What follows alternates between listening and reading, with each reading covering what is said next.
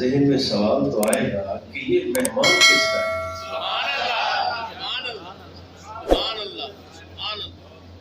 جو آیت میں نے تلاوت کی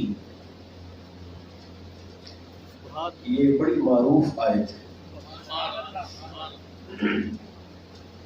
بارہا آپ نے سنی ہے، اور ظاہر ہے جو بات میں عرض کر رہا ہوں یہ بھی کوئی نئی نہیں ہے، بارہا مرتبہ آپ نے سنی ہوگی۔ وہ کسی کا بڑا خوبصورت شعر ہے، انداز بیاں بات بدل دیتا ہے ورنہ دنیا میں کوئی بات نئی بات نہیں ہے۔ انداز بیاں رنگ بدل دیتا ہے۔ اگر آنے والا اتنی عظمتوں کا حامل ہو کہ جسے دیکھ کر دل کی دھرتی تھر تھراتی ہو، تو سوال تو ذہن میں پیدا ہوگا کہ یہ پیکر حسن و جمال، یہ پری پیکر، یہ مہمان کس کا ہے؟ اللہ نے اس آیت کے پہلے دو لفظوں میں جواب دیا، قد جاءکم۔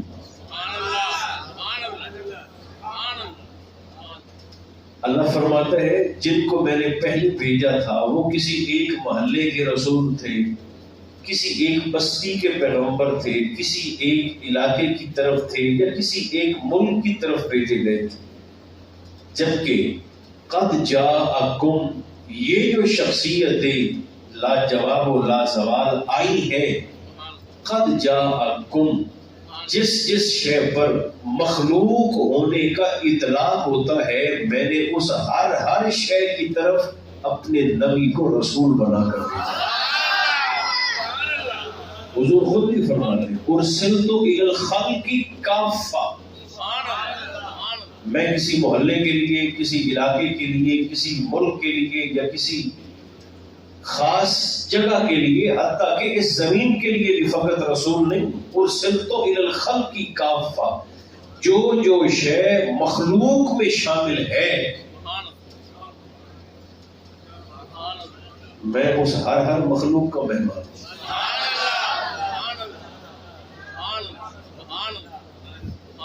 ایک تو یہ شجر و حجر کی طرف بھی آیا، چرند و پرند کی طرف بھی آیا، جن و انس کی طرف بھی آیا، تمام مخلوقات کی طرف۔ تو پہلے سوال کا جواب ہمیں مل گیا کہ حضور مہمان کس کے ہیں؟ قد جاءکم، ہم سب کے مہمان۔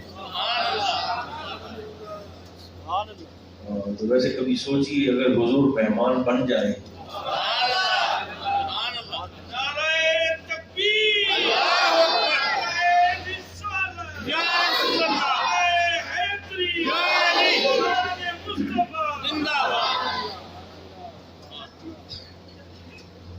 دوسرا سوال ذہن میں یہ پیدا ہوا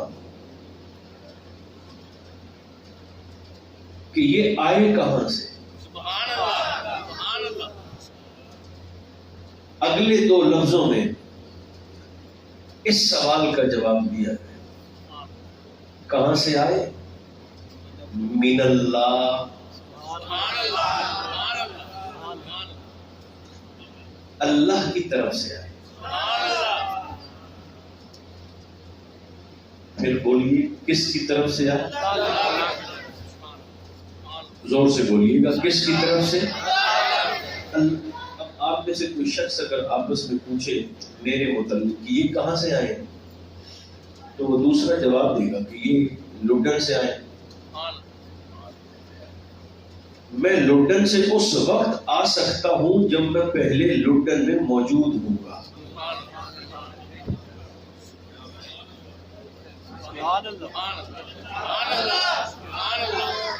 اگر میں وہاں موجود نہ ہوں تو میں وہاں سے آ ہی نہیں سکتا۔ حضور آئے ہیں اللہ کی طرف سے، تو ماننا تو پڑے گا کہ آنے سے پہلے اللہ بھی وہی تھا اور مصطفیٰ بھی وہی تھے۔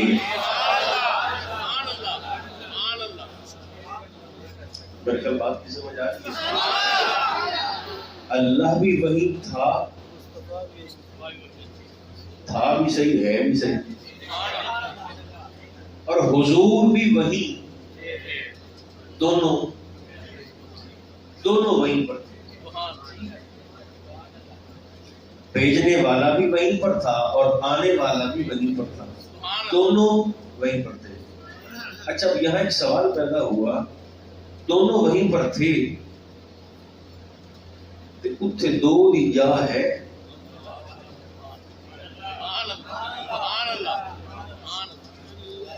جیڑا کرسی کو رکھی بیٹھا ہے،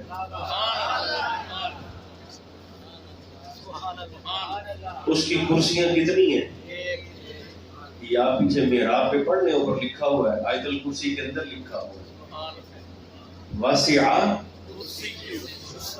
اوپر ذرا پڑھے واسعہ، بس یہاں رک جائے، کرسی، تو کرسی تو اس کی ایک ہے، تو دو کی جگہ کیسے ہے بھائی وہاں پر؟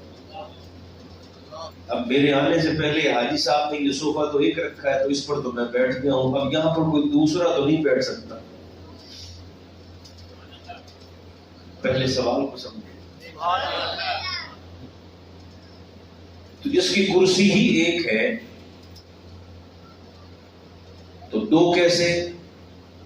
بلکہ اعلیٰ حضرت تو کمال فرماتے ہیں، آپ فرماتے ہیں دو کو تو چھوڑیے، وہاں تو دوئی کی جگہ بھی نہیں ہے،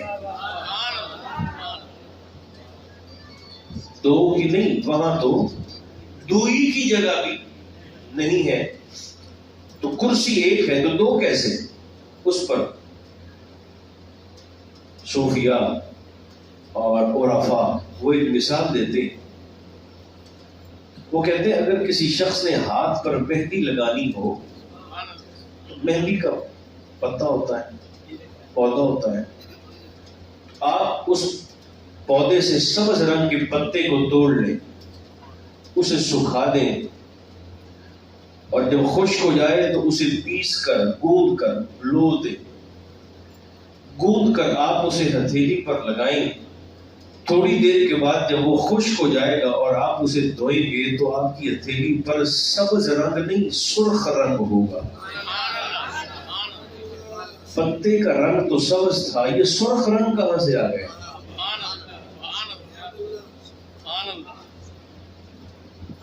دو مختلف رنگ ہیں، سبز اور رنگ ہے، سرخ اور رنگ، تو پتے کا رنگ کیا تھا؟ سبز، تو جب ہتھیلی سے دھو کر اتارا تو ہتھیلی پہ کون سا رنگ چڑھا ہے؟ سرخ، تو سرخ رنگ کہاں تھا؟ تو بھائی وہ